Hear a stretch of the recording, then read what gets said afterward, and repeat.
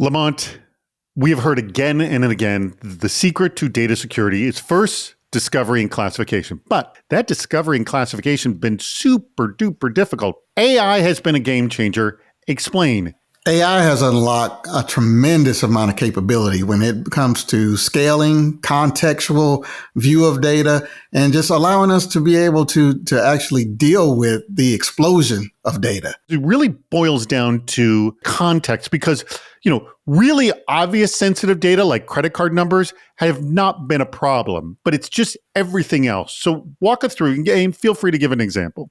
I think when you start to look at how we are creating data in modern companies, we're creating new categories of data, things that we've never seen before. So there's no wizard that's going to be able to help us. The actual AI will be able to put that together, trace back where it came from. Was it out of a sensitive document and then not a document that was sensitive? And then we concatenated yet another sensitive piece of information. So does it make it something that we care about?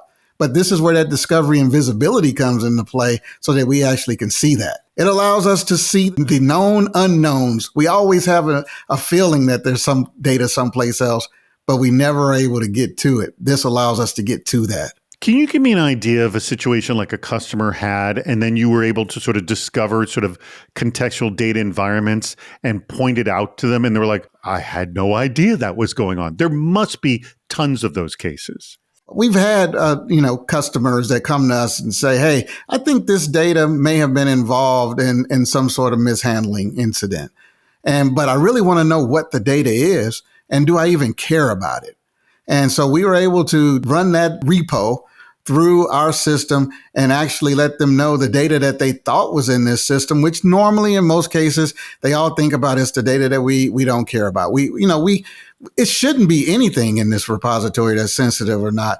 And then when they get the result, they go, oh my goodness. It's a good opportunity to engage with the business owner and a data custodian. And one of the ways that we as security professionals can show them this is how not to put the organization at risk.